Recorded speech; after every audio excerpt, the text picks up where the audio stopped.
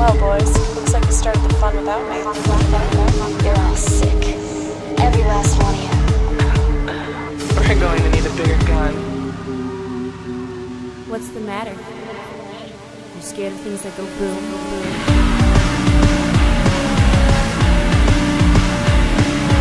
Give me one goddamn reason why I shouldn't blow your goddamn brains all over that goddamn wall. You're listening to Film Spouting. My name is Eric Ingram, and Fuck here with you. me is Michael Kester. This is so this isn't actually a voiceover gimmick. This is how I'm going to sound for the rest of the show. I'm not sure what's happening inside my body right now, but it feels pretty awful. However, that will not stop me from talking about... It's too much testosterone, right? Yeah, maybe that's it.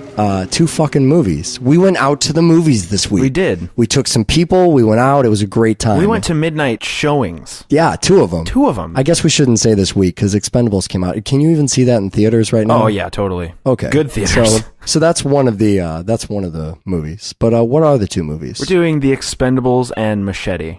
2 films that even deathly sick, ill will not keep you away from. That's right. So we kind of figured after Cold Souls. And what was that other thing? Eternal something. Eternal something of the Spotless. What? Yeah, after those things, that it might be a time to step away from the heady philosophical nonsense and do 2 fucking action films. And of course, one of them just has to be a Robert Rodriguez film. And the other has to be Sly Stallone. We did the Rambo stuff. We did. We're always doing. Well, we did a Rambo stuff. We did the Rambo stuff, sir. Touche. And we're always doing the Rodriguez stuff. So I think we're gonna be a little less Rodriguez centric on this one, or Robert Rodriguez, anyways. There's still like 5 other fucking Rodriguezes I want to talk about in this movie. And Stallone, these are both going to be kind of cast movies. Yep. A lot of weird cast stuff to talk about. Well, it's ensemble casting. Yeah, I guess that's the film title for what this podcast is about today. Well, and you would normally say that with a Rodriguez movie, but this isn't his usual cast at all.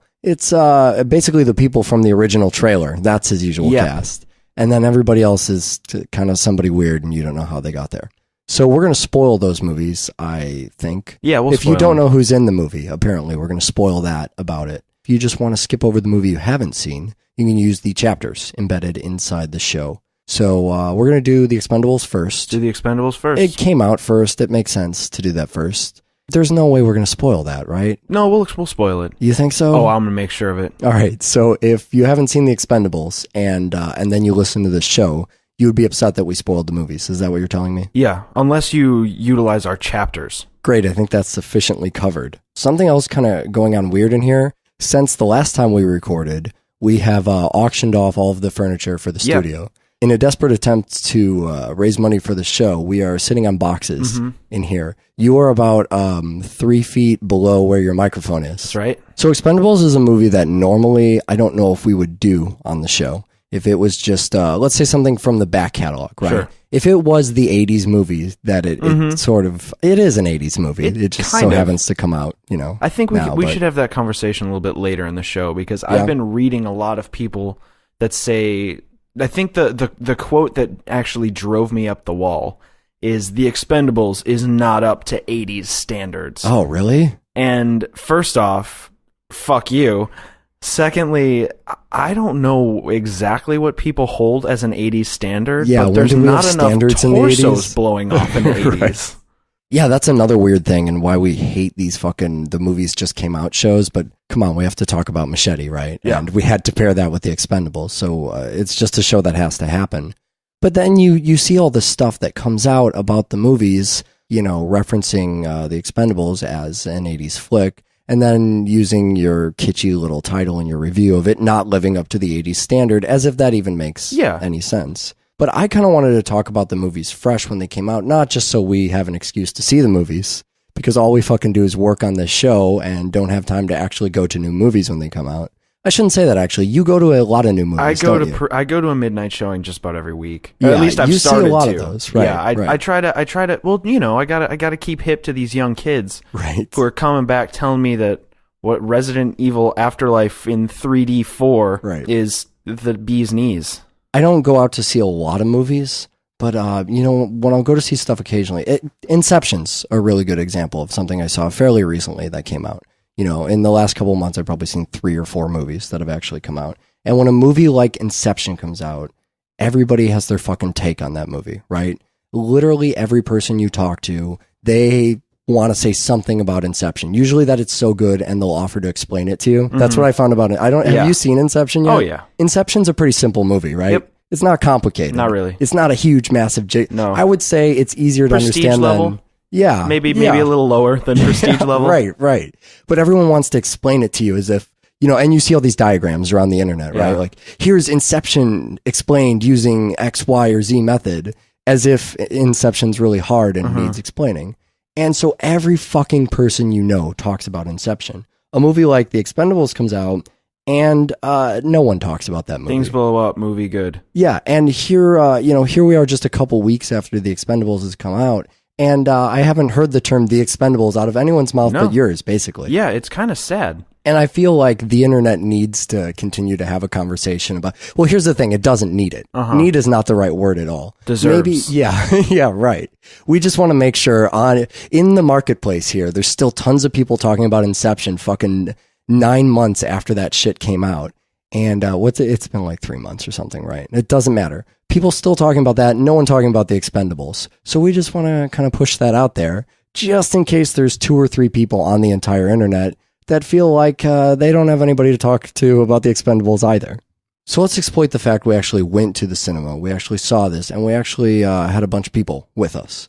Kind of just us at the theater. That's true. Was that what you expected? That was a little weird to me. Two things I think are strange about that. One is that The Expendables was the highest grossing film at the box office that week. Fuck you, Eat, Pray, Love. Yeah. Which was also, that was something too that I didn't expect. I thought The Expendables would do well. I went to the theater. We all went to see the movie, and there weren't a lot of people there. And then I saw that it did, 7 times what the movie under it did. Exactly. That's where did we go to the wrong theater? I don't know. Maybe it's not a midnight showing thing. But the other thing that confuses me is that Scott Pilgrim that weekend was in third. Oh, yeah. That is strange, too. I saw Scott Pilgrim shit fucking a year in advance. Right. I read about The Expendables once and then saw a big poster where there were a bunch of muscly men holding guns, and then The Expendables was out the following week. Such a shit poster, too. The posters for, especially a movie like The Expendables, should have been so much better. They went with the infinite white space blank, here are all the people in the movie, which let's get a drill down of the people that are in this film. We obviously have Sylvester Stallone. Yeah. All right. So we talked about a lot of Stallone stuff during the Rambo movie, when we did Rambo 4. Previously on Rambo is still one of my favorite bits of our entire show, so thank you for that. But there's a couple other names, and you have been conducting this project for what seems like a year now. Yeah, it was a long to go time. back through and before The Expendables comes out, to see the complete work of a lot of these people, or at least to get a kind of feel of who they are. I wanted to familiarize myself with a lot of the guys in the movie. Because, in the 80s, I wasn't watching movies too much. No, not a lot of that. Not so many movies in the 80s. I wanted to make sure that I knew... And the thing that's weird is I knew more about Stallone than any of them. Right. And I didn't know shit about Jason Statham or Jet Li, the new guys. Yeah. Because I didn't watch action movies recently. And your action knowledge is mostly still from the 70s. Yeah, exactly. Or until this little excursion was. So I backed up on my Dolph Lundgren, who's in the film... And then Jet Li and Jason Statham, which I already said. And then some of them you can't back up on. Randy Couture's a UFC fighter. Sure. Terry Crews he's new. He's not even an action guy. Yeah. He was a comedy guy. Mm-hmm. He's just big. And they needed a black guy. Racist. Rather than starting the way the movie wants us to, with talking about each of the individual main actors, let's talk about the people who weren't even on the fucking poster, who turned out to be the main people in the film. Yeah. Notably, Guy from Dexter. Yeah. So if we're going to look at this by screen time, the general, he's half of the movie. Sure. Scowling at the other characters with that excellent jaw thing that he does with his face. Right. Doesn't even make it on the poster. Right. Now, is that because he's not a name, or is that... You know what I noticed is everybody on the poster got a badass moment. Right. And he didn't really get a badass moment. Eric Roberts, who I would have put on the poster just because Eric Roberts is one of my favorite actors of all time. Awesome. And also, as far as a man's actor, he is the only suave man's actor who you're not chastised for actually watching. Okay. No one will make fun of you for exactly. that. But he didn't have a really badass moment. He was just kind of a jerk, but he had a lot of sweet, great lines. I think maybe that's it. Maybe if you weren't played up as who you were, maybe you didn't so much get a poster cred. When the poster was so misleading for me, it's weird we take a movie like The Expendables and now talk about the poster, right? We've spent our entire conversation the movie's talking the about cast. The poster's the cast. Yeah, this is no, the but right you're conversation. right. You're right. You're exactly right. But so I'm completely misled. I see this poster, and I know you've been following all the stuff. You've been seeing every trailer, and I just kept saying to myself, well, I'm going to see the movie. I don't want to see anything about it. So I keep thinking The Expendables, all right? It's a team of, I don't know, let's call them mercenaries. And they're going to go in and get the job done, okay? So I think, all right, the Expendables are the 9 people on the poster, right? Which is clearly not the case. Not at all. Those are just the people in the film. They themselves are not Sure. the Expendables. Sure. So already the movie has started, and it's a complete curveball to me. So that gave me a lot of intrigue right there. Sure. It's just, I don't actually know what the movie I Right. came to see is about at all. Yeah, well, they give you a couple on the poster. They give you 2 ex-Expendables. Dolph Lundgren, who plays Gunner, and he kind of gets kicked out because he's a drunk and he's too big. But you see him at least in the beginning of the Sure, movie. that is one of my favorite parts of the film. Yeah, too. yeah. What a way to fucking open a movie. Just that initial shot, that first bit of gore you get. Something we talked a lot about on the Rambo show, but Stallone's new stuff, I mean, he knows how to do that gore, and he knows the right moment to start that. We didn't talk a lot about that moment when we did talk about Rambo, but there's an early moment of gore in that as well that kind of tells you, all right, this is what you came to see. Yep. And understands that really well. You get to that moment, there's that tension, and the first fucking shot literally rips the guy in half. Yeah. But the thing that I think is great as a staple of the Expendables versus something like Rambo, which we discussed as being a more serious kind of less poster-esque violence, more about, I guess Stallone said it was about the realism of the violence in whatever country. Burma. But what I think really makes the Expendables stand out with that thing in the beginning where we keep saying this guy gets his torso ripped off, and I know that a lot of times we exaggerate, but watch the fucking movie, his torso hits the wall behind him. Yeah, that's it. Is that right before it, we have this kind of military standoff. Not a Mexican standoff where everybody's a badass. It's a military standoff where they have thrown in the money and they're sitting on top of this wall and they're trying to negotiate a hostage situation. And to show you that this is more of a fun, violent, action fucking flick, Dolph Lundgren leans over and says something along the lines of, okay, yeah, whatever, and shoots the guy's torso off as if, okay, we don't want to deal with military standoffs, we want gore. Yeah, and that's your midnight movie moment, the first one where people cheer, where you get that audible, oh my God, holy crap kind of moment. And you were right earlier when you were talking about that. Every character gets at least one of those. And, it's up to the audience to decide whether or not they get to, be audible and clap and applaud for that. But those moments are definitely there. We ran down a couple of the characters who aren't in the Expendables, not on the poster. I mean, Steve Austin, another one who himself is not an expendable. Sure, and Mickey Rourke is the other. Yeah, that's true too. Although he's kind of over at that bar thing, motorcycle shop. It's always a bar, tattoo shop, motorcycle parlor. That's always what that place is. But Steve Austin first. So for the people who don't know him, and I think everybody knows Steve Austin, he was a huge figure in wrestling in, what was that, the late 90s? Or I guess early, no, that was about right. The late 90s, probably when wrestling, at least in the United States, was at its peak. Stone Cold Steve Austin. Yeah, right. And the kind of thing that his character in that had enough charisma to actually bring wrestling into the mainstream, to popularize the entire, I don't even know, I almost said the word sport, but I think I would go more with, it really is. And so I don't watch wrestling. I don't know a lot about wrestling, but I know a lot of people roll their eyes at it. And there's this carny kind of part of me that really appreciates the sort of showmanship of that.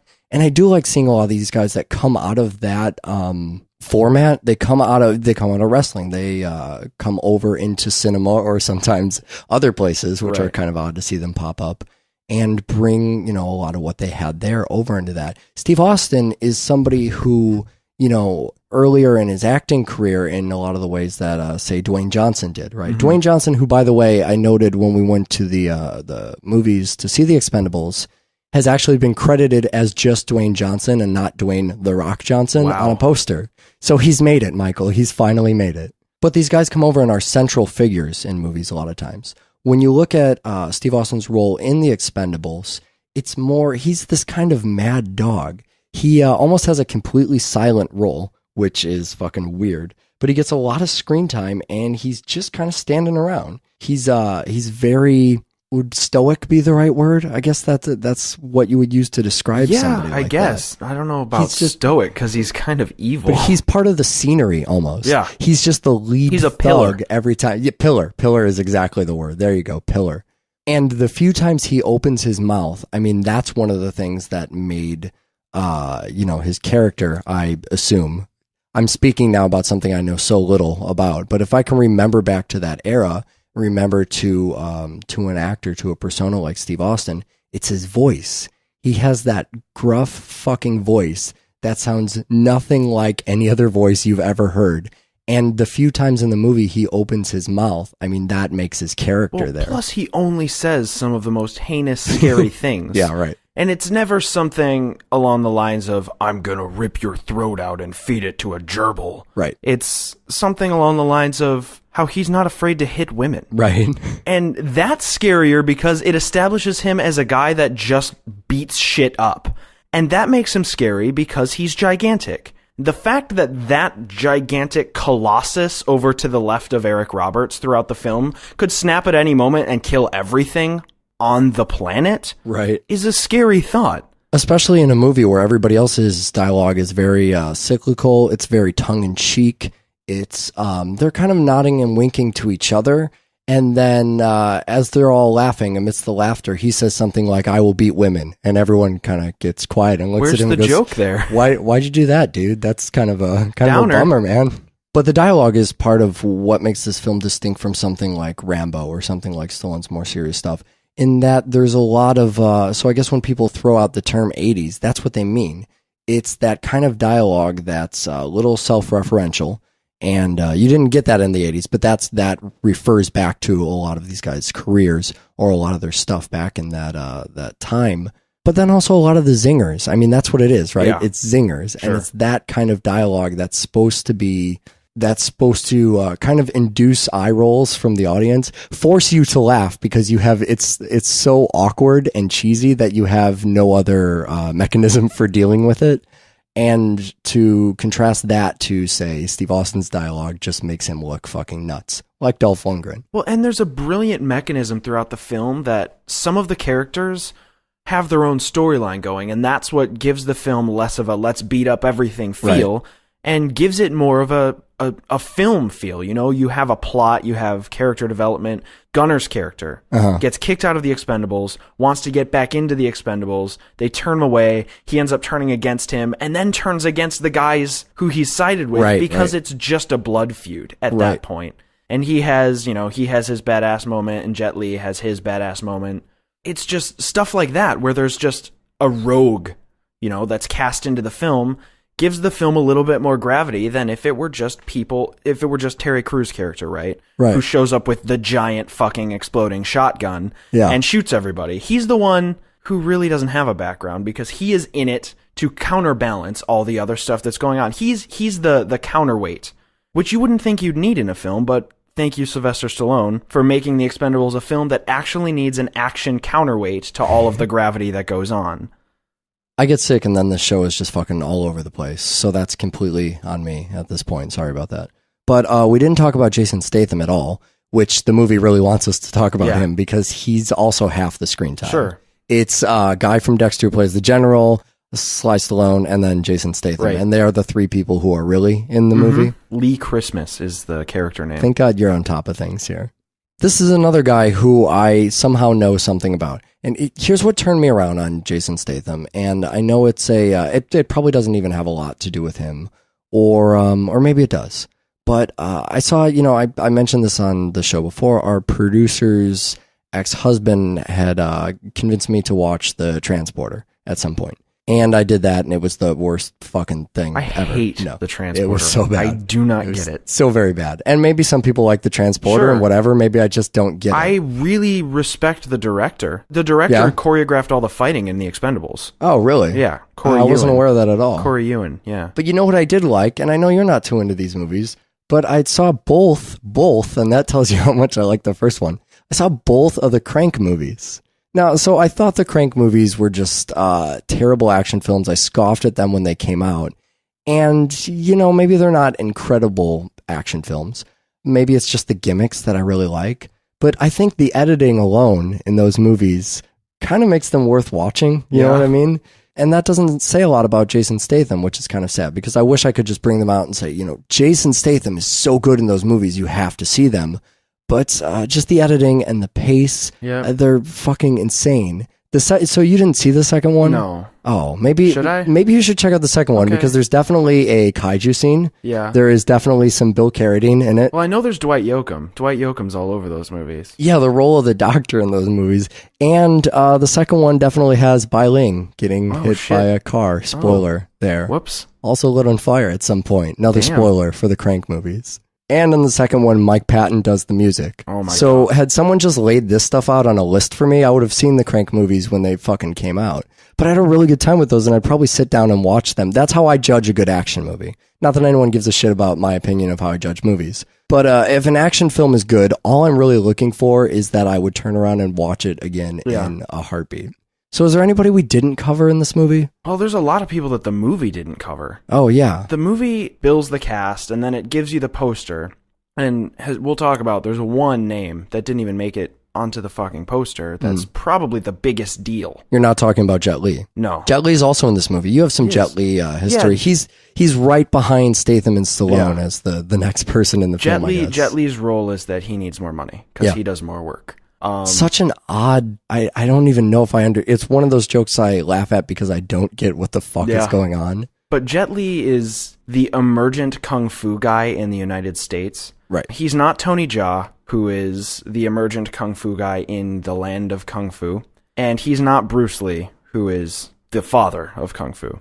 He's not even related to Bruce Lee. It's L-I, not L-E-E.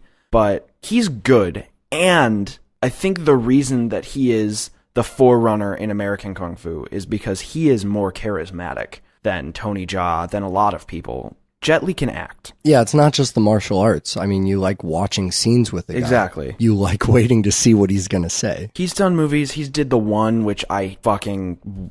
sorry, we're not a review show. I watched. He did Hero, which we already covered. Sure. We covered that with Black Dynamite. And one of his newer films, Fearless, which is actually a very serious film, and the fighting scenes kind of take a back seat to what's going on there. Although it's a great film. I highly recommend watching Fearless to you. Okay. But yeah, Jet Li it's interesting to throw a kung fu guy in with, action guys and a UFC fighter. I think I mentioned Randy Couture. He's the UFC fighter. Terry Crews is in it. Eric Roberts. It's just a fucking ensemble cast of motherfuckers. In fact, it being an ensemble cast is the reason Kurt Russell didn't take Bruce Willis's role. Oh, really? Kurt Russell was supposed to take Bruce Willis's role. Actually, Arnold Schwarzenegger was supposed to take Bruce Willis's role. Arnold opted for the role he has in the film. Which is almost the same as far as... It's the same as far as screen time. Yeah, which is kind of weird. Arnold not on the poster, Bruce Willis billed on the poster, despite the fact they have nearly identical screen time. I didn't realize how much I missed Arnold Schwarzenegger. Yeah, me neither. How much I liked Arnold. I don't even fucking like Arnold Schwarzenegger. And then I see him come on screen, and I go, oh man, quit politics. Make some fucking movies. Yep. It was probably the highlight of the whole film for me, seeing him. And they he's got 3 lines? Yeah. And every line is just a nod to his past. Yeah, right. As if he's going, no, I've acted before, remember me? And everyone in the audience is like, we do remember you. Yeah, right. But he wants to be president. Yeah, just such a big piece of that spectacle. The whole thing spectacle. That ending, that ending scene, the movie's like watching fucking fireworks go off. It's what people think fireworks are, because fireworks themselves are not actually entertaining. Right. But to show up to that and expect a spectacle is essentially what The Expendables is. And just fucking Arnold Schwarzenegger. So give me a couple of these Dolph Lundgren movies, because I know you want to talk about this guy. Dolph Lundgren is my absolute favorite action star. He's one of my absolute favorite actors. Yeah. He was the original Punisher from the the 80s right. version That's of the right. Punisher film. Sure. And something that I really respect him for is he's been getting a lot of offers to play in a lot of these new comic book movies. Not the Punisher, but say Iron Man or something to that Marvel's effect, sure. doing. And he's said, and after reading this, it's kind of changed my view on these comic book movies. And it says something about his role in the Expendables, too. He turns them down because he feels like comic book movies are all kid fun stuff where people dance around in colorful suits. And that's so fucking true. And it's so heartbreaking to realize that Dolph Lundgren doesn't do comic book movies because they're not badass enough. Right. They're for kids, and he feels like that's why he did The Punisher. That's why that was the comic book he went for, and why it was the version it was. Is that The Punisher's dark. We're not talking about the Punisher we talked about on the show, exactly. right? It's the 80s. That was the Thomas Jane Punisher. Yeah. This is a completely different world of Punisher. It's the real world. It's as if Punisher were in our universe. Yeah. He's killing people. He's not getting vengeance. He's not punishing. He's just killing people. Right. That's what's going on. And it just so happens he's killing bad people, but it's put in a universe where killing people is killing people, bad or good, and you have to go and say, maybe that's not okay. Right. Even though he's wiping out the bad guys. And I really respect him as an actor for abandoning these new comic book movies and saying something like The Expendables is where the real heroes come in, because they're in a gray area. A true hero needs to be walking the line between good guy and bad guy in the real world. Sure. Because they're going to be killing. Right. They're going to be taking people's lives. And you have to wonder whether or not their cause is a righteous enough cause to justify killing, which it's not. That's not a cause. You can't have that cause. But that's what the film even asks. The film asks, are the Expendables really the good guys? And Dolph Lundgren has always done film roles, except for Masters of the Universe, where he's He-Man, and he's clearly the good guy. Whoa. Other than that, never the great shining hero. He's always the goodest guy. Our heroes often have to walk a line like that or make a hard choice. The Expendables, I mean, if this is a movie about something, and we haven't discussed the plot as we didn't do, again, to look back at Rambo, because there's not a lot for... How would you describe the plot? Give me a one-sentence plot of this film. Bunch of guys, political coup, everything blows up. Yeah, you didn't even need a full sentence for that. But if there's a point to the movie... And something Stallone's good at when he writes this stuff, or on a movie like Expendables, where he's just kind of putting it together as a director, acting in it. It's a movie about, saving your soul, but not the soul in the Paul Giamatti kind of way that we talked about, but like the actual soul, your humanity, I guess, right? When you start doing this job and you forget why, or, that's the whole reason they save the woman. That's why they go back. And that movie, The Expendables stays true to that even through the end. That's the reason why, they get to that moment in the end where the two of them are together and they're, he's about to go back or whatever, and they could totally kiss. That's the fucking stupid kiss moment in the 80s standard. And they don't, because that's not what the movie's about. It's not about his love for this fucking also, woman he's over 62 and she's like 20. Well, that I don't think that would stop. Sylvester Stallone is 62. Yeah, can you believe that shit? He's something around 62. Don't quote me on his age, but he's over 60, and he runs faster than anybody I've ever seen. So they have these conversations. Mickey Rourke does some serious acting because that's kind of the formula of the movie too. Is things blow up, Mickey Rourke does some acting, some more things blow up. We check back in with Mickey Rourke, he does some more acting, and then we come back around to him at the end. But all of the conversations they have together, him and Stallone, are furthering that idea of we have to kind of maintain our humanity. I mean, that seems to be why Mickey Rourke's character isn't doing this anymore. Right. And the movie stays true to that through the whole fucking thing. Even at that moment at the end where it would have been so easy just to fall into the trap of, hey, save the day, save the girl, kiss the girl, and then the credits roll. And Stallone remembers what the movie's about, so he says, fuck that. So there's one other actor who didn't make it into The Expendables because he was in Machete. It was supposed to be Jessica... Wait, no, I don't think that was Steven Seagal. Sorry, Right. I get them confused because of the ponytails. So Steven Seagal turns down The Expendables for Machete. A fine choice, I think. Absolutely. Fine choice. Turns out Steven Seagal isn't a bad actor. No. Really hard to kill. Sure. Not a bad actor. Is that a 2%er you just threw out there? Oh, I hope so. I hope it's not more than 2%. So we go to see this movie, and I have to talk about this a little bit, but goddamn, are we going to get into Machete? We saw this one at Showplace Icon, Yes, we this did. theater in Chicago. And we wouldn't fucking be a podcast about movies if we didn't talk about shit like this True. when it happened. Way back when we were doing, I think this film is not yet rated. I was evangelizing the Music Box as a, support a theater that's doing interesting stuff. So Showplace is only in Chicago and I think Missouri. St. Louis is where it's at. And it's this new concept theater. And basically the rundown is, I was going to say deluxe ticket price. Sure. You pay more for a ticket. But it turns out, because everything is fucking expensive, that it's the same price for tickets. Yeah, it's like another. What do we pay? $12.50 $12.50 or something. Yeah, it's another 50 cents on top of what a normal theater. What I was kind of describing it as to people when they were, why are we going all the way over here? My response is basically, we're not going to a movie. We're having a night at the cinema. Yeah, there you go. One of those crazy theaters where you can buy a glass of beer and take it into the movie with you. The whole thing, first of all, is reserved seating. I'm going to try and list off what makes the experience better in order. So you have reserved seating, which basically means we can go to a midnight show and show up there at 11:55. What we can't do is show up at 12:01 because after the movie fucking starts, no one can go in. So you don't have all these people fucking rumbling and ruining the beginning of the movie. Also, they make it very, very hard for children to get in. So a lot of the shows are, after 7 p.m. or whatever, no children admitted. Or you have to pay adult prices for infants. So if you bring a squealing baby at 2 p.m., you have to pay an adult price for the baby. It's really funny. If you read the reviews for the theater, just go on Google Maps and type in Showplace Icon in Chicago or whatever, try and find that. The reviews are all, 1 star for this theater. They made me pay for my baby. Won't somebody please think of the children? Yeah, somebody please think of the children. It's just review after review of, they wouldn't let me bring in my baby and I had to pay full price. How dare they? This is America. Awful. But they also have a lounge in the theater. That's true. So the only people hanging out at the theater are the people in the lounge. Because there aren't just a bunch of kids loitering about waiting for their movie to start in an hour and a half who want to get good seats, because you reserve your fucking seat online. So people like us who've been planning to see Machete for 3 years? Mm-hmm. Is that about 2.5 years? Yeah. So we had our seats in advance, so we could just walk and sit down, which is awesome. I won't go on and on about Showplace because, frankly, if you don't live in either of these two places, you probably don't give a shit about it. But I was at a point where I was ready to swear off going to movies, and now I just go to this theater all the time. It's lovely, and I feel good actually paying to go see a movie.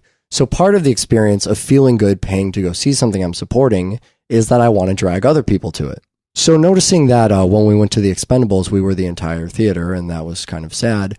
We brought, maybe 30 people to go see Machete? I think 30 people is actually about right. And we were the entire fucking theater. Yep. There was one row, and I know this only because we had to deal with all the ticket reservation stuff when we got there and try and figure out who got what seats where. Mm-hmm. But there were 4, maybe 5 people in a row kind of behind us. And then there was a whole row of people you bought tickets for and a whole row of people I bought tickets for.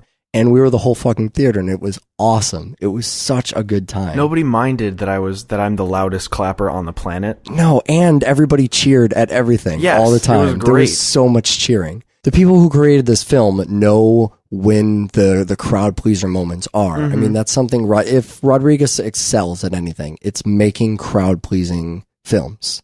I mean, you would probably agree that that's a good. If I had to make a 1-sentence synopsis of Robert Rodriguez, Spy Kids 4 now, please. That's the right. I think you could boil it all down to crowd pleaser. It's not even a sentence again. And so everybody there knew who he was, knew who the actors were, knew the fucking studio. Troublemaker Studios. Yep. The logo comes up and people applaud. It was magnificent. And I got this moment, so we're all here. We're there with a bunch of friends. It's a midnight show. This is probably the most anticipated midnight show I've had since Sin City came out. Yeah, since 2008 when fucking Grindhouse came out. Well, even Grindhouse, I went in there and I was kind of thinking, Tarantino versus Rodriguez, how's this going to go? And now, so I knew that the original Grindhouse was fucking fantastic, right? Oh, yeah. I knew that the back-to-back was good and I had a good time.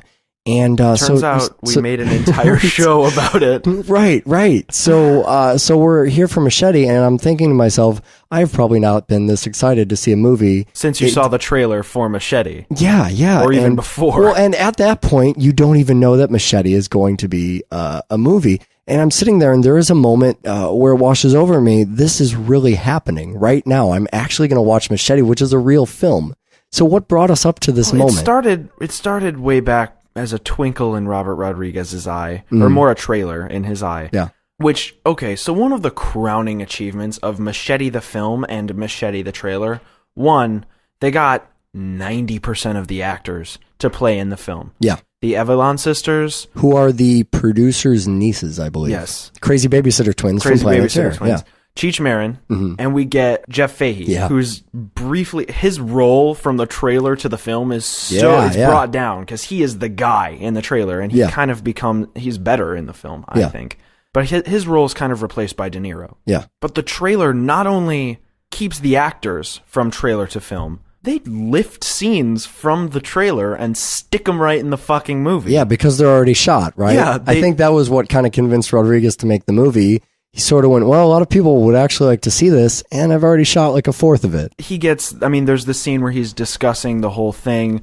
Septic is 250 in the limousine. Yeah. The exploding motorcycle, the making out with the wife and daughter. Right. All of these scenes and it's great because apparently I've seen the trailer 1,000,000 times. Yeah, I didn't realize that So either. when they came up in the movie, I was just excited. Yep. And on top of that, I knew the lines as if I had seen the movie before. Isn't God that has great? mercy. Oh. I don't. Yeah, and that's one of the things I want to talk about too, is that we've seen this trailer over and over. A trailer for a movie that didn't exist. That's how Machete started. It was a movie that didn't exist. It was just something to put into Grindhouse. And we're slowly seeing that all of these Grindhouse movie trailers are kind of becoming their own films. And Werewolf of BSS is getting pushed into maybe production. Yeah, there's a lot of maybes going on there. And then for a while, Eli Roth was doing trailer trash, and now is talking about a Thanksgiving thing. I don't think that Don't will ever be a film. Yeah, probably not. Although Hobo with a Shotgun went from a short to full length now, which is crazy. So everybody's realizing these were really good ideas and expanding on them. And when I started hearing about all this, especially with something like Thanksgiving or trailer trash or whatever, I started thinking, well, now we're just stretching out ideas that probably there isn't enough there. And Machete was just a resounding, nope, not true. Not true at all. So after seeing this trailer 1,000,000 times, you get an expectation of what this film that doesn't exist might be like. How do you think that was different from what you actually saw in the theater? I mean, as you were watching this, were you going, yeah, this is the Machete I've built in my head, or was it kind of different for you? It was way different. Yeah? The two things that the trailer didn't tell me about the film is one, that it was going to be as political as it was. Oh, which, Which I don't think was overbearingly political, because I kind of think all the politics was tongue-in-cheek. Yeah, right. But well, the political trailers in the Grindhouse voice, in the fucking women in cages voice. Yeah. Oh, perfect. But the other thing that I didn't really expect from the film, and that I think Robert Rodriguez has kind of always wanted to do, is, okay, I'm gonna say this, guys, and you heard it here first, fucking choppies. Mexploitation. There you go. I didn't expect that from the film. I didn't expect a fucking motorcade of ghetto bouncing cars to roll up to a... I mean, I didn't expect things like that. I didn't expect a taco stand that was actually housing Che Guevara with it's S instead of a C. That's all it is. Yeah, right. Con accento, I believe that is, yes. And it's total mexploitation. And of course, Robert Rodriguez is, hey, welcome to Mexploitation 2010. Right. Yeah, and he kept saying that too in all the press, that he wanted to do, since 93, I wanted Danny Trejo to be in his own Mexploitation movie. And I just kept thinking, oh yeah, Mexploitation, that'd be funny if that existed.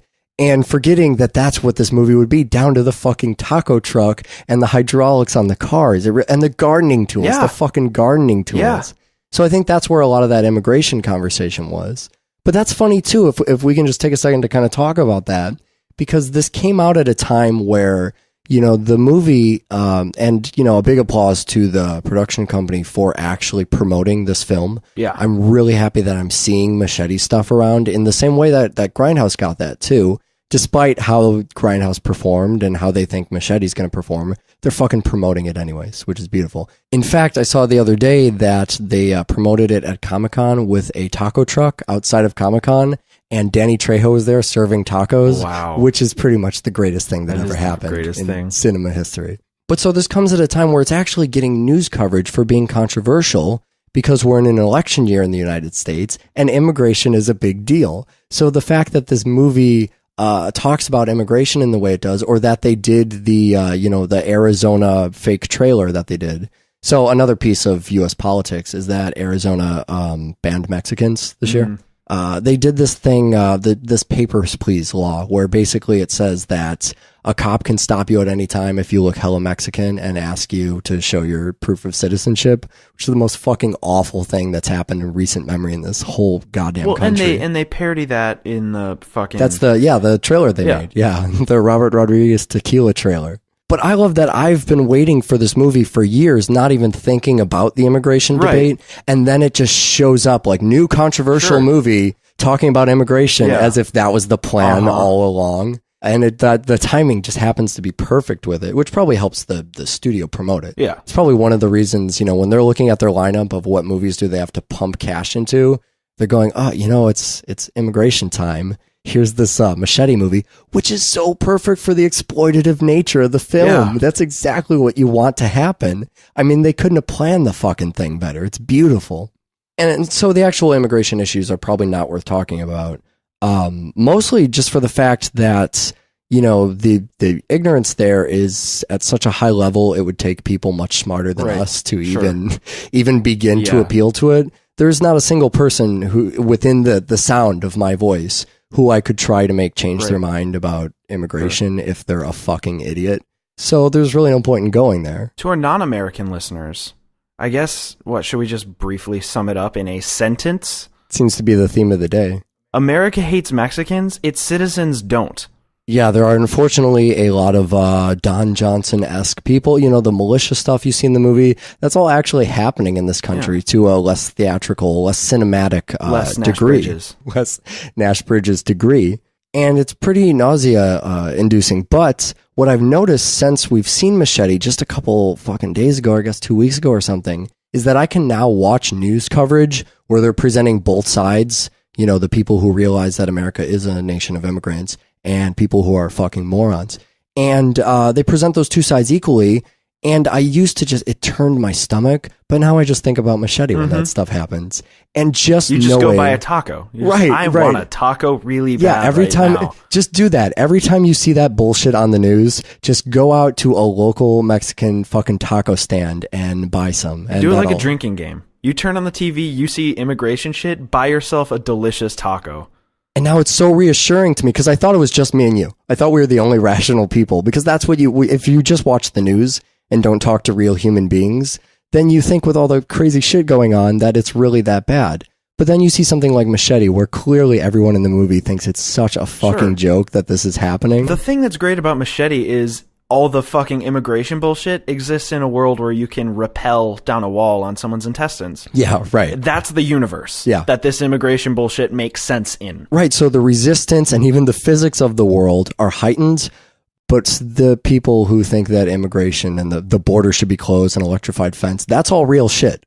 That is all. They didn't heighten that at all. People really think that we should put an electrified fence on the border, make immigrants build it, and then kick them out of the country. That's really a political platform. The only anything electric I'm really worried about in this film is Electra Avalon. So yeah, I'm right there with you thinking that kind of stuff changed a bit from my perception of the trailer. But the other thing, and I was so scared about this because as each trailer comes out, it looks cleaner.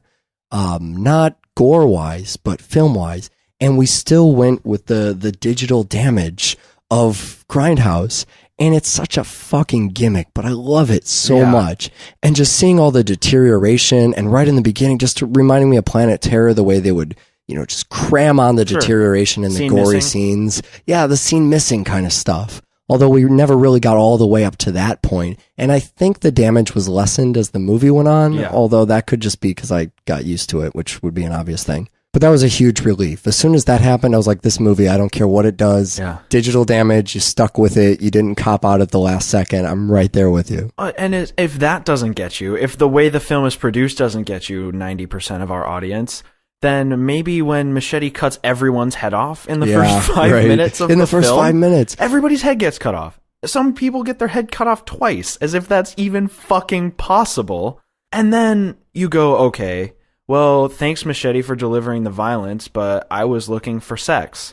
So he walks in the room with a naked chick with a cell phone up her fucking vagina. Myra Leal is the actress's name. The girl who, she's the double agent or whatever. Well, she's not a double agent because that would imply that you're an agent masquerading as an agent. Yeah. Where she was an agent masquerading as a naked chick. Yeah, with a cell phone in her pussy. Oh, the Foley on that is really what makes that whole bit. If she'd just taken it out, it would have been a bad gag.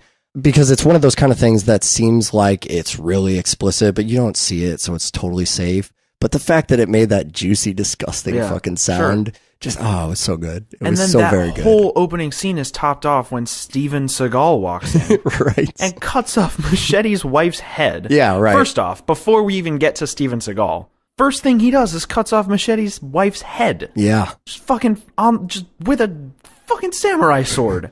So completely relentless. We're having fun with the naked woman. Everybody's having a good time. There's a little gore. And then, Machete, here's your wife. There goes her head. And then you realize it's Steven Seagal. Behind that impressive Mexican accent, right, is the man who is harder to kill than anyone you have ever known. And he will take you to the bank. He will take you to the blood bank. So to the excitement of a lot of our listeners, I guess we're going to talk a little bit less about Rodriguez this time because we covered him before, and God damn it, we will cover him many a time again. Until every last one of those goddamn movies is on our show. We're looking at you, Spy Kids and Predators. But I want to spend a lot of time on the cast because it's so weird. It's so new. It's not the usual cast. So there's a couple roles that return. I know you spotted one because you talked to me about it at the time, but there was another one too. So the one I'm talking about, of course. Spot the Spy Kid. The actor who played Junie from the Spy Kids series. He's also in... Daryl Sabara. From Spy Kids. Plays Junie in Spy Kids. He's also in another, a remake of a really popular slasher film that's directed by one of the other Grindhouse directors. Right. He's in that too. Daryl Sabara, the actor, is of Mexican descent. One may call him a Mexican. One may call him a Mexican. One may get called out for calling him a Mexican. But apparently even the film acknowledges that he's a curly, red-haired Irish-looking boy, and so he gets the adoption line. Yeah, it was great. It felt like you're just talking to a friend about the movie, because that's something everybody said about the guy. What about the other one? Did you catch the other obscure Rodriguez one? We have Carlos Guerrero, Deputy Carlos, who is, El Mariachi. Oh. Is one of the deputies. I didn't see that at all. Yeah, makes a small part in this too, yeah. Just another one of those. And then, Cheech and Trejo we'll get to. Sure. Jeff Fahey counts. Because Jeff Fahey was Planet Terror. Sure. Part of and Jeff Fahey must have been so, happy to have that Planet Terror role and then be kind of lucky, I guess, to pick this up because, part of why he starred in the Machete trailer was this idea that these exploitation actors would all be in the same, Sid Haig with Jack Hill. That's what it is. It's Sid Haig in every Jack Hill movie. Yeah, so the same 5 fucking actors just yep. And they would do all the stuff together. And then it turned out, while they were shooting that's the real life exploitation element of Machete, is they filmed the Machete trailer using a bunch of actors that they kind of had on hand. And Jeff Fahey was in Planet Terror, so come over and just do this Machete trailer real quick. And that lands him a whole huge role in the movie because, he was in the trailer. And he's great. Yeah, and so that exploitation thing goes once again beyond just being a throwback, but really creating real-life exploitation production stories like that. There's a couple weird behind-the-scenes roles, too. This was Robert Rodriguez directing.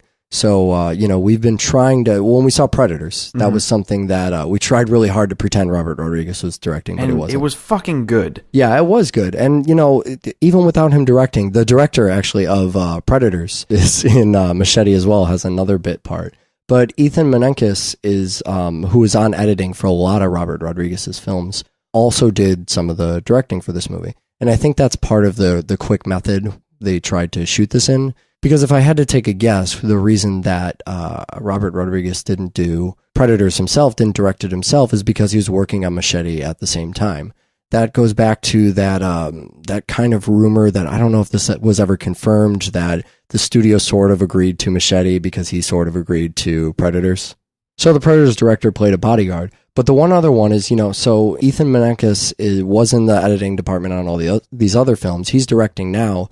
So the editor was Rebecca Rodriguez, who you will remember from the short film Bedhead. Yep. She is the psychic girl that stars in Bedhead. If you haven't seen Bedhead, it's a 8 or 10 minute short. Just check it out on YouTube or something. I'm sure you can find it. But she did the editing for the film, which I thought was awesome. And then Chingon, who I still can't pronounce properly because my Spanish is terrible. Chingon, which I still can't pronounce properly because my Spanish is terrible, did all the music for the film. And the music is just so fucking spot on. Just how easily it slides into the porno music. Well, there's and the themes throughout the film. Is. Yeah, there are themes in the film. In the same way that Planet Terror had those couple central themes.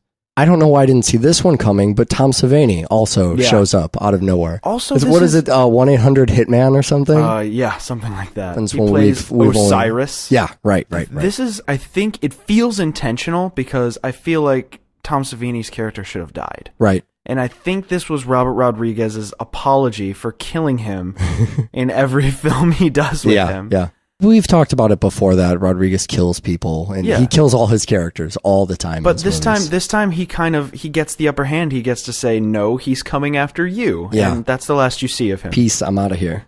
And the Robert De Niro, Michelle Rodriguez. The fact that I just said Robert De Niro and Michelle Rodriguez in the same movie, both as central characters, is still mind-blowing to me. I will never get used to that. Jessica Alba, who was in Sin City, another Troublemaker Studios film, I never really got Jessica Alba until this movie. Yeah. But she carries a lot of the weight of the movie, if there is weight. I guess there has to be weight to a movie like this. Sure. And she carries a lot of it, and she does a damn fine job of it. There's scenes, especially towards the end, where she's standing on the car and delivering her fucking ballsy speech. Mm-hmm.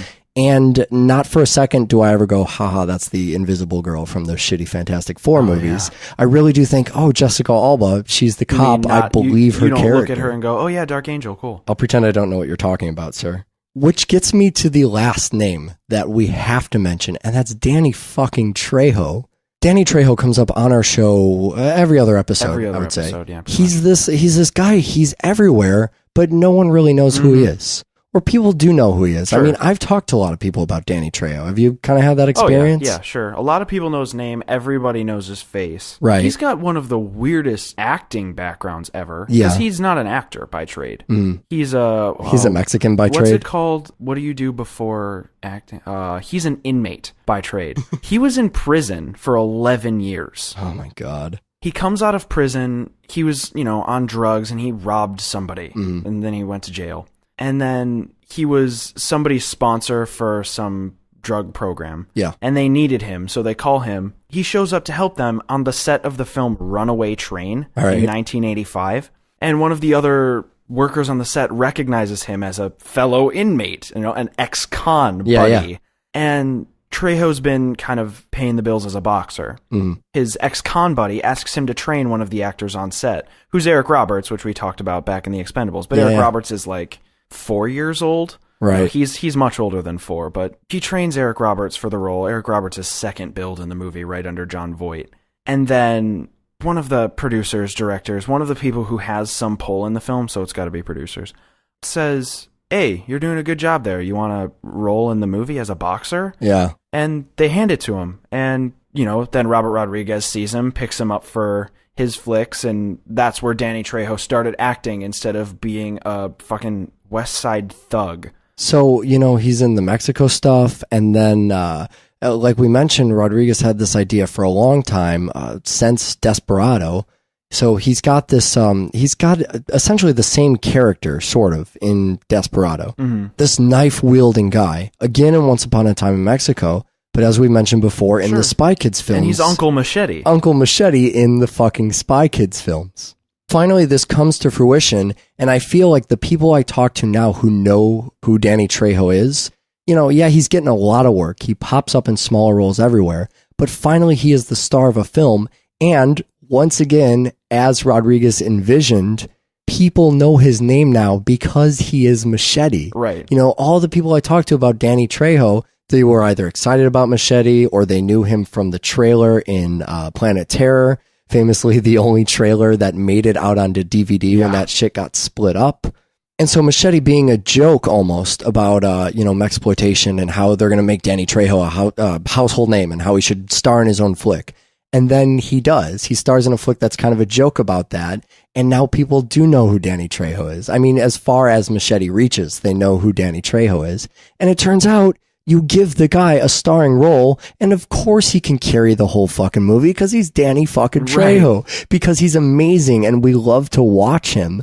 And I don't know why no one's done that before, but it's such an achievement. It's something to really applaud and celebrate that finally it did happen. It got done. A studio let a movie with Danny Trejo in the lead out into the public. People have seen it now, and it worked. Yes, it did. So we mentioned Steven Seagal. I keep making fun of Steven Seagal. I hated Steven Seagal until this film. Yeah. One thing that I really give credit to the film for doing and saying and giving it to Steven Seagal, because I feel like that was winking and nodding to probably me and the other people who have been getting my jokes throughout this show. Machete stabs him through the stomach. The end of any big action flick, you stab the bad guy in the stomach and they look down and they realize they're mortal. Yeah. But Steven Seagal, instead of realizing he's mortal and falling down and looking for some last words to say or hear to kind of make his life meaningful, he just looks down, he goes, "You've stabbed me. I could kill you right now. You're disarmed. I could swing my sword and decapitate you very easily. But I'm not going to do this. In fact, I'm going to just sit here and let myself die. Furthermore," and he reaches in and kind of, twists the blade right? And cuts himself some more, just to prove that he's really difficult to kill. Yeah, very hard. So he kind of gets to do the thing that I always think bad guys should do, which is fucking, "Oh, you stabbed me, your sword's stuck in me, I can take you down with me, motherfucker." Yeah. He acknowledges it, but then dies like a bitch anyway. Thusly giving Machete the victory and confusing half the people in the audience. So I guess my advice to them then is see more Steven Seagal movies, and that moment will be very triumphant for you. I feel like we're leaving someone out. Mean Girls. Yeah, Mean Girls. I ranted on Mean Girls about what an incredible film it was, how it did important things, how it was very important for its genre, and how I actually really adored Lindsay Lohan in it. I thought she fucking made that movie, although she's got a pretty good supporting cast for her, and didn't really do a lot since then. And now here she is. She did a lot since then. Yeah. Let me rephrase that. Didn't do a lot I gave a shit about since then. Her career kind of spiraled into obscurity just because she latched on to being a teen star. Right. And those movies are all dumb and boring. Right, and she also knew who killed her. She did know who killed her.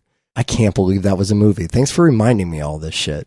But this is a different direction for her, let's say. Yeah, well, I've always said, not always, but since she's kind of turned into Hollywood tramp Lindsay Lohan. Yeah. Which, you know what? Honestly, you want to know how I feel about that? Yeah, I would like to know. I don't fucking care. Thank you. If an actor turns out that they're like doing heroin and having a lot of unprotected sex, and then they act okay, yeah, good for them. Yeah, right. Fucking whatever. You know what nailed that dead on? You remember that South Park episode, Britney's New Look? Yeah. Where they shotgun half her head off and no one can see past that. They just keep talking about, it's a big joke about when she shaved her head or whatever, but she fucking shotgunned half her face off, or someone else did it.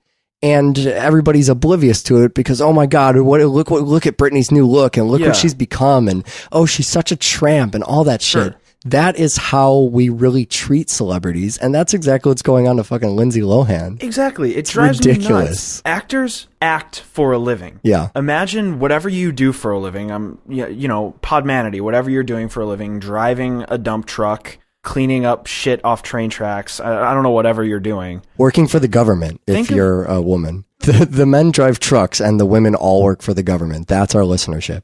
Think of all the people you work with. Think of how little you'd care if they went home and fucking did some cocaine and had sex. Wouldn't care. And then came back to work the next day. Nope. If they told you, you would kind of nod. Oh, yeah. Sounds like an eventful night. I had a TV dinner. Yeah. That's how I feel about acting. If you show up and do the fucking job, go home and get fucking piss drunk. Don't drive drunk. Please. Right. No, that's don't different. do that. Come on. But get piss drunk, take off your panties, and fucking let dudes line up and lick your fucking vagina. For 5 cents. 5 cents a lick, I believe how that goes. And I think that Lindsay Lohan, since falling off the acting wagon, the respectable actress train, right, has turned into trash as a human being. Mm.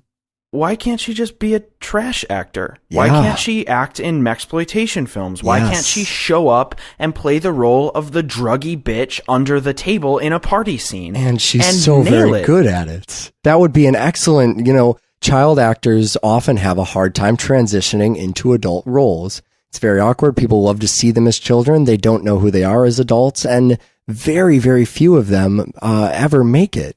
Lindsay Lohan is clearly doing something perfect here, very different than her child stuff, divorcing herself from that, which is not the role apparently that is in demand for her, and doing something like Machete, where she's just naked the whole fucking time, kind of plays an idiot, and it's just such a trashy, filthy role, and seeing her embrace that is so perfect. I'm going to agree with you completely on that, the take on celebrity culture. And I'd go one further and say, just as disgusted and entertained and disgusted as most people are with an actor like Lindsay Lohan, that's exactly how I feel about the people who spend their lives reading TMZ and that bullshit, that celebrity gossip stuff, thinking about, how much better they are than those actors and look how they've fallen from grace and fallen out of the spotlight. How vapid and fucking empty does your life have to be as a consumer of media that you read shit like TMZ and criticize the lives of celebrities? Can we just make a kind of a counter magazine where we just criticize people who aren't working? If they're eating a gross burrito or something, just like take a picture and ask them what they do for a living and put it up online. This postman is eating a burrito. Ew. You used to have steak for dinner. Look at you now. What would your ex-wife say? He's going to get bean sauce on my letters. This man could be delivering mail to your house. Christ, fuck off, people. I can't believe the arrogance of some people. But whatever, I've defended Lindsay Lohan on two podcasts. Yeah. So that's as much as I can legally talk about Lindsay Lohan before just becoming another TMZ. God knows I wouldn't do that to our show. But naked and amazing, and a nun and licking a revolver in this movie. And naked all the time, although it is a body double, because we want to get our facts straight on double feature. Still awesome. And you can definitely see Lindsay Lohan naked on the internet. That's not a difficult thing. So I love nudity, and I love that it's in Machete, and it makes me very happy. Can we go back to Myra's scene early in the film? Sure. That reminds me of... If we're talking nudity, why the fuck not? Is Barbarella. Oh, yeah. You start your exploitation film with a nude scene, making people believe that there's actually a ridiculous amount of nudity in the film. If I remember correctly, the only nudity is Lindsay Lohan's body double. And her mom's body double. Right. Lindsay Lohan's... Well, I think it's just Lindsay Lohan's mom in the film. I think her that actual actress is mother. just... No, I don't think the that's true actress either. that plays her mother. Okay. So our opening scene, the most nudity in there. A brief shot of Machete making out with the daughter and mother. The shot of Lindsay Lohan, before she puts on the nun stuff, and laying in the truck, actually, I guess. Right. And then the shot of Jessica Alba, where the they kind of painted out her clothes. Yeah. That's all the nudity in the movie. The most nudity is in the very beginning. But if you ask me if there's a lot of nudity in Machete, I'd say, oh, fuck yeah. All the time. Yeah, all the time. Thank you, Barbarella method. We're seeing it here at work once again. So if Machete's two things, it's nudity and weapons. Yeah. Well, and tacos, I guess. Tacos. Nudity, weapons, and tacos. That's the third time. I'm getting so hungry. That's something we don't talk a whole lot about when we talk about the Troublemaker movies, but the weapons are always really interesting. To think back to the Desperado gun, the double barrel, which we kind of see again on, it's one of She's weapons. That sounds really weird. That's correct. Let me try, L'arme de She. That does sound better, actually. Even when in my butchered Spanish, that sounds better. The weapons of She, it doesn't sound good in English, though. L'arme de She. We have the sawed-off hip shotgun thing, which is really fucking cool. But also, what the hell is that giant gun she steps off the truck with? It's a super gun. Yeah, it's a fucking super gun. It looks like it's missing the barrel off the end, or maybe it's just a giant stapler. I don't know what a giant staple gun, right? That's what it looked like. I expected it to shoot out a pulse beam or something. Sure. And it's shooting out bullets. Oh, just fucking amazing. It's a Halo reject is what it is. Oh no, video game reference. 1 star. Always interesting weapons. When we're not dealing with that, or the titular machete, which is probably the best weapon. Sure. I mean, they make a bunch of jokes about it, but when the machete is on screen, I mean, Robert Rodriguez makes sure, one, he shoots Danny Trejo to look like a big fucking Mexican, which is hard when you're doing a whole movie with Trejo. But there's only maybe 2 or 3 scenes of him walking through doors where he doesn't look like this giant guy. And also to make the machete, the weapon, really the weapon. You really want to see Danny Trejo on screen with a machete because you know a wonderful time is about to ensue. Also, the weird dagger medical things on the giant chain. I don't even know what that was, but when he's ripping apart people's faces on it, it's beautiful. And then, of course, the gardening tools, which are humorous, but also they kind of mix up the violence. So it's not just hacking off limbs for an hour and a half, because that would, after all, get boring. So we have these sections where he's using gardening tools. Slapstick? And it's slapstick. You know, you're hitting somebody with a weed whacker, and when he had the weed whacker out, I'm like, this is going to be the goriest scene in the movie. And I forgot that a weed whacker would not It's a plastic string on the end of a spinning dial. Right. And so the guy appears to be really, really annoyed by it, and it's one of the funnier scenes in the movie. I think one of my favorite things about the weapons in the film is that Machete shows up the second time to the same house with the super weed whacker with a bunch of spinning knives on it. Yeah. And all you ever see is him like hold it up to the guy who then quits and runs away. Yeah. And you never see it get used. Exploitation. God, I'm so glad this movie came out. I'm so glad this is a thing. I didn't know at first if Machete needed to be a real movie. That's probably never true. I always thought Machete needed to be a real movie. But I didn't think it would happen, you know? Yeah. And we might just be back in that era where you don't know Rodriguez is making movies and then they appear. I remember you telling me Machete was really happening back when there was press stuff for Predators. And I kept telling you that movie will not get made. That's because Sin City 2 happened, right?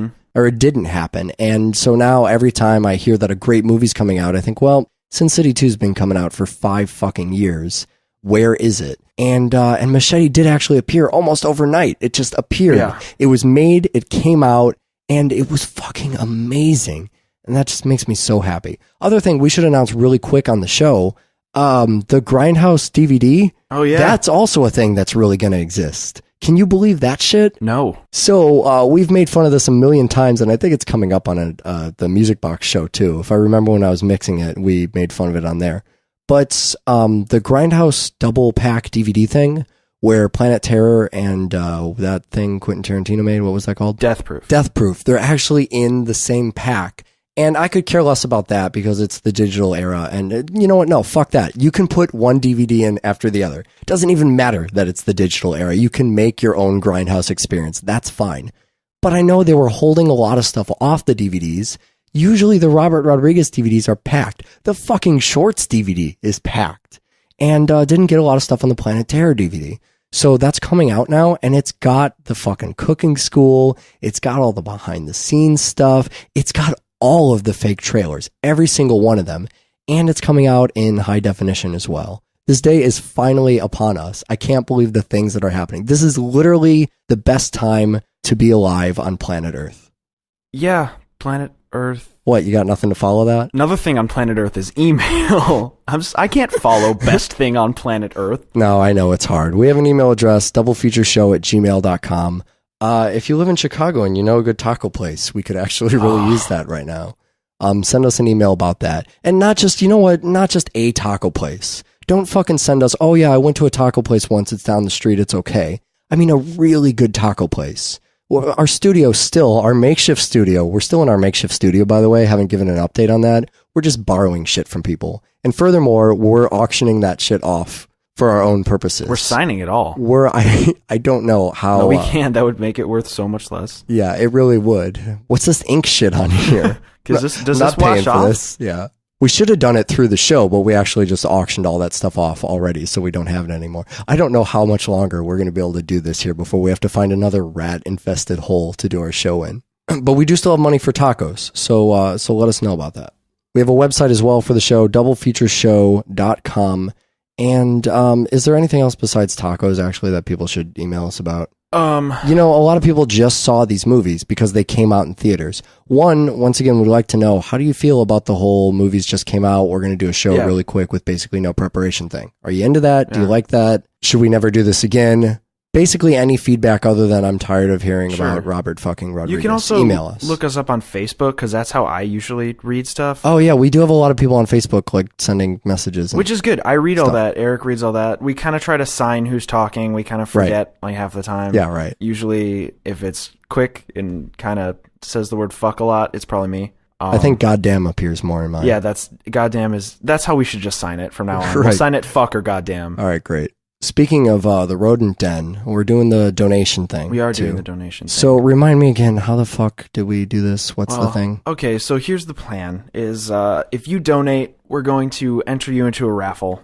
Raffles are gay, but we're gonna just call it a raffle. The word raffle, can we get a better word for that? Because gonna- raffle does sound like this is a musical. You're gonna- gonna win tickets to... We're gonna enter you in a Russian roulette. Okay. Type of. I like where you're type of going with game this. Here, where Email us if you have a better word than raffle, by the way. Continue. The winners of the raffle at the end of whenever will get to send us lists Right. of films. So we're going to pick out 2 people at the end of the year, or toward the end of the year. And each of you will send us a list of films, however many you fucking want. I don't Send care. us 50, send us 2, whatever you want to send us. More than one. Right. We'll choose one film from list A and one film from list B and put it together so that it's not your fault when it sucks. Yeah, if it sucks, we don't have to blame the listeners. We can accept responsibility. Yeah, we're saying totally it's going to just blame our you. pairing. If it sucks, we're going to blame you. No, you or forgot the about producer. this. Producer, blame the producer, man. We have to get back to that. We'll just blame the producer if things go wrong. But that'll She's who be... got you sick, by the way. Yeah, You should what mention that. Fuck.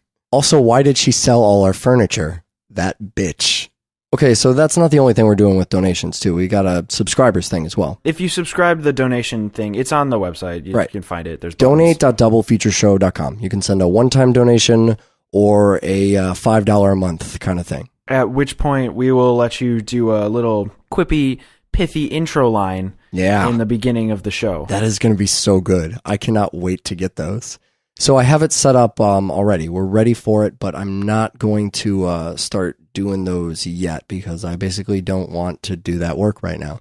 But toward the end of the year, we will have, you can email us in whatever line you want to put in there. You can repeat one of the one that's already in there. If you're feeling creative, make one of your own as long as it fucking fits. Or we'll have a voicemail number. You can just fucking call in because no one knows how to send an MP3 in the goddamn email. So call in, leave your line, and I will chop it up and make it sound super cool, better than my awful voice right now, which is already starting to go on me, if you couldn't tell. And we'll stick it in the intro. So the people who donate all get entered into the raffle. Subscribers get a little thing in the intro. Does that pretty much make sense? Yeah, sounds good to me. So that means there's only one thing left to do before I can take some NyQuil and go back to sleep. Tacos. And that is, oh fuck, I do need a Two taco things to really do. bad. Yeah, taco and NyQuil does not sound good together though, does it? Right, but what I was referring to is movies. We're doing some movies on the Yeah. show next time. We're going to do a David Cronenberg thing. We're going Yeah. to do Scanners and Eastern Promises, which is new Cronenberg versus old sci-fi crazy Cronenberg. Yeah, so heavy show last week, little action show this week, and we'll just dive into a bunch of Cronenberg stuff next week. You know why we're doing the Cronenberg show? Is because last time we did a director-centric show. Darren Aronofsky. Yeah, I said, hey, did you like the director thing? What do you think? And no one emailed us about it. It's only Great. when we say things like, where can we get tacos, that people send. We get 100,000 emails. You would not believe the amount of emails. But no one left any feedback, which means that I assume everybody wants to hear another They were busy director-centric. listening to that show Right, and didn't right. have time to They were even probably comment. bawling their eyes out after the Aronofsky show. Fucking A. So we're going to do another one of those again for David Cronenberg. And if you're not careful, you might learn something. Great. Watch more fucking film. Bye.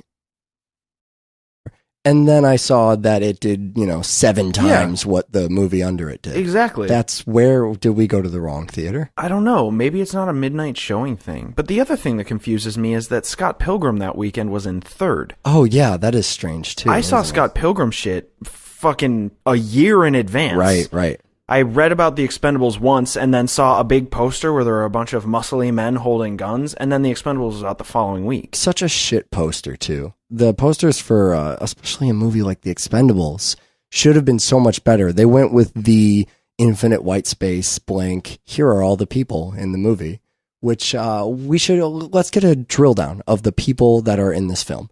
We obviously have Sylvester Stallone. Yeah. All right. So we talked about a lot of Stallone stuff during the Rambo movie, when we did Rambo 4. previously on Rambo is still one of my favorite bits of our entire show, so thank you for that. But there's a couple other names, and you have been conducting this project for what seems like a year now. Yeah, it was a long to go time. back through and before The Expendables comes out, to see the complete work of a lot of these people, Yeah. or at least to get a kind of feel of I wanted who they to are. familiarize myself with a lot of the guys in the movie because, I mean, in the 80s, I wasn't watching movies too much. No, not a lot of that. Not so many movies in the 80s. I wanted to make sure that I knew...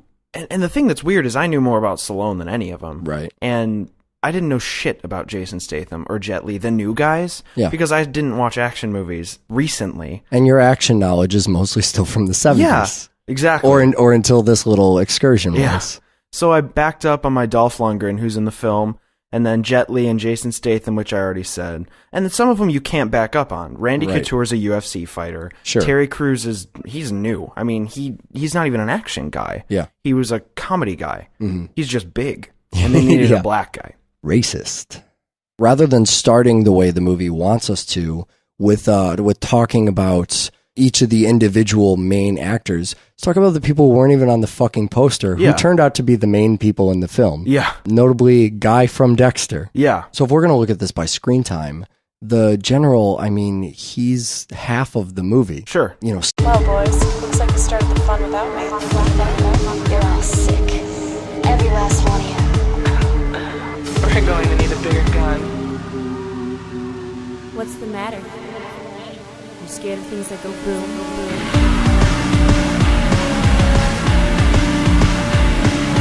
Give me one goddamn reason why I shouldn't blow your goddamn brains all over that goddamn wall. You're listening to Film Spouting. My name is Eric Ingram, and Fuck here with you. me is Michael Kester. This is so this isn't actually a voiceover gimmick. This is how I'm going to sound for the rest of the show. I'm not sure what's happening inside my body right now, but it feels pretty awful. However, that will not stop me from too much talking about... testosterone, right? Yeah, maybe that's it. 2 fucking movies. We went out to the movies this week. We did. We took some people. We went out. It was a great time. We went to midnight showings. Yeah, 2 of them. 2 of them. I guess we shouldn't say this week because Expendables came out. Can you even see that in theaters right now? Oh yeah, totally. Okay. Good theaters. So that's one of the movies. But what are the 2 movies? We're doing The Expendables and Machete. 2 films that even deathly sick, ill will not keep you away from. That's right. So we kind of figured after Cold Souls. And what was that other thing? Eternal something. Eternal something of the Spotless. What? Yeah, after those things, that it might be a time to step away from the heady philosophical nonsense and do 2 fucking action films. And of course, one of them just has to be a Robert Rodriguez film. And the other has to be Sly Stallone. We did the Rambo stuff. We did. We're always doing. Well, we did a Rambo stuff. We did the Rambo stuff, sir. Touche. And we're always doing the Rodriguez stuff. So I think we're gonna be a little less Rodriguez centric on this one, or Robert Rodriguez, anyways. There's still like 5 other fucking Rodriguezes I want to talk about in this movie. And Stallone, these are both going to be kind of cast movies. Yep. A lot of weird cast stuff to talk about. Well, it's ensemble casting. Yeah, I guess that's the film title for what this podcast is about today. Well, and you would normally say that with a Rodriguez movie, but this isn't his usual cast at all. It's basically the people from the original trailer. That's his usual cast. And then everybody else is kind of somebody weird, and you don't know how they got there. So we're going to spoil those movies, I think. Yeah, if you don't know who's 4 is The Bee's Knees. I don't go out to see a lot of movies, but when I'll go to see stuff occasionally, Inception's a really good example of something I saw fairly recently that came out. In the last couple of months, I've probably seen 3 or 4 movies that have actually come out. And when a movie like Inception comes out, everybody has their fucking take on that movie, right? Literally every person you talk to, they want to say something about Inception. Usually that it's so good and they'll offer to explain it to you. That's what I found about it. Have you seen Inception yet? Oh yeah. Inception's a pretty simple movie, right? Yep. It's not complicated. Not really. It's not a huge, massive... No. I would say it's easier to Prestige understand level? than... Yeah. Maybe a little lower than Prestige level. Right. But everyone wants to explain it to you as if, and you see all these diagrams around the internet, right? Like, here's Inception explained using X, Y, or Z method, as if Inception's really hard and needs explaining. And so every fucking person talks about Inception. A movie like The Expendables comes out, and no one talks about that movie. Things blow up, movie good. Yeah, and here we are just a couple weeks after The Expendables has come out, and I haven't heard the term The Expendables out of anyone's mouth but yours, basically. Yeah, it's kind of sad. And I feel like the internet needs to continue to have a conversation about, well, here's the thing. It doesn't need it. Need is not the right word at all. Deserves. Maybe, yeah, yeah, right. We just want to make sure in the marketplace here, there's still tons of people talking about Inception fucking 9 months after that shit came out. And it's been like 3 months or something, right? It doesn't matter. People still talking about that. No one talking about the Expendables. So we just want to kind of push that out there just in case there's 2 or 3 people on the entire internet that feel like they don't have anybody to talk to about the Expendables either. So let's exploit the fact we actually went to the cinema, we actually saw this, and we actually had a bunch of people with us. Kind of just us at the theater. That's true. Was that what you expected? That was a little weird to me. You know, two things I think are strange about that. One is that The Expendables was the highest grossing film at the box office that week. Fuck you, Eat, Pray, Love. Yeah. Which was also, that was something too that I didn't expect. I thought The Expendables would do well. I went to the theater. We all went to see the movie, and there weren't a lot of people there. It's in the movie, apparently. We're going to spoil that about it. If you just want to skip over the movie you haven't seen, you can use the chapters embedded inside the show. So we're going to do The Expendables first. Do The Expendables first. It came out first. It makes sense to do that first. There's no way we're going to spoil that, right? No, we'll spoil it. You think so? Oh, I'm going to make sure of it. All right. So if you haven't seen The Expendables and then you listen to this show, you would be upset that we spoiled the movies. Is that what you're telling me? Yeah, unless you utilize our chapters. Great. I think that's sufficiently covered. Something else kind of going on weird in here. Since the last time we recorded, we have auctioned off all of the furniture for the studio. In a desperate attempt to raise money for the show, we are sitting on boxes in here. You are about 3 feet below where your microphone is. That's right. So Expendables is a movie that normally I don't know if we would do on the show. If it was just, let's say something from the back catalog, right? Sure. If it was the 80s movie that it sort of, it is an 80s movie. It just so happens to come out, I think we should have that conversation a little bit later in the show because I've been reading a lot of people that say, I think the quote that actually drove me up the wall is The Expendables is not up to 80s standards. Oh, really? And first off, fuck you. Secondly, I don't know exactly what people hold as an 80s standard, but there's not enough torsos blowing off in the 80s. Right. Yeah, that's another weird thing and why we hate these the movies just came out shows, but come on, we have to talk about Machete, right? Yeah. And we had to pair that with The Expendables, so it's just a show that has to happen. But then you see all this stuff that comes out about the movies, referencing The Expendables as an 80s flick, and then using your kitschy little title in your review of it not living up to the 80s standard, as if that even makes any sense. But I kind of wanted to talk about the movies fresh when they came out, not just so we have an excuse to see the movies, because all we fucking do is work on this show and don't have time to actually go to new movies when they come out. I shouldn't say that, actually. You go to a lot of new movies, I go to a midnight showing just about every week. Yeah, at least I've started to. You see a lot of those, right? Yeah, I try to. Well, I gotta keep hip to these young kids, right? Who are coming back telling me that what Resident Evil Afterlife in 3D, scowling at the other characters with that excellent jaw thing that he does with his face, right? Doesn't even make it on the poster. Right. Now, is that because he's not a name, or is that... You know what I noticed is everybody on the poster got a badass moment. Right. And he didn't really get a badass moment. Eric Roberts, who I would have put on the poster just because Eric Roberts is one of my favorite actors of all time. Awesome. And also, as far as a man's actor, he is the only suave man's actor who you're not chastised for actually watching. Okay. No one will make fun of you for exactly. that. But he didn't have a really badass moment. He was just kind of a jerk, but he had a lot of sweet, great lines. I think maybe that's it. Maybe if you weren't played up as who you were, maybe you didn't so much get a poster cred. When the poster was so misleading for me, it's weird we take a movie like The Expendables and now talk about the poster, right? We've spent our entire conversation talking about... The movie's the cast. The poster's the cast. Yeah, this is the right conversation. You're right. You're exactly right. But so I'm completely misled. I see this poster, and I know you've been following all the stuff. You've been seeing every trailer, and I just kept saying to myself, well, I'm going to see the movie. I don't want to see anything about it. So I keep thinking The Expendables, all right? It's a team of, I don't know, let's call them mercenaries. And they're going to go in and get the job done, okay? So I I think, all right, the Expendables are the 9 people on the poster, Right. which is clearly not the case. Not at all. Those are just the people in the film. They themselves are not Sure. the Expendables. Sure.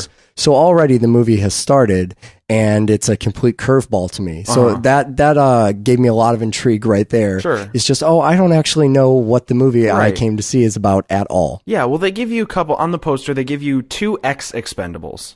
Dolph Lundgren, who plays Gunner, and he kind of gets kicked out because he's a drunk and he's too big. But you see him at least in the beginning of the movie. That is one of my favorite parts of the film. Yeah, too. yeah. What a way to fucking open a movie. Just that initial shot, that first bit of gore you get. Something we talked a lot about on the Rambo show, but Stallone's new stuff. I mean, he knows how to do that gore, and he knows the right moment to start that. We didn't talk a lot about that moment when we did talk about Rambo, but there's an early moment of gore in that.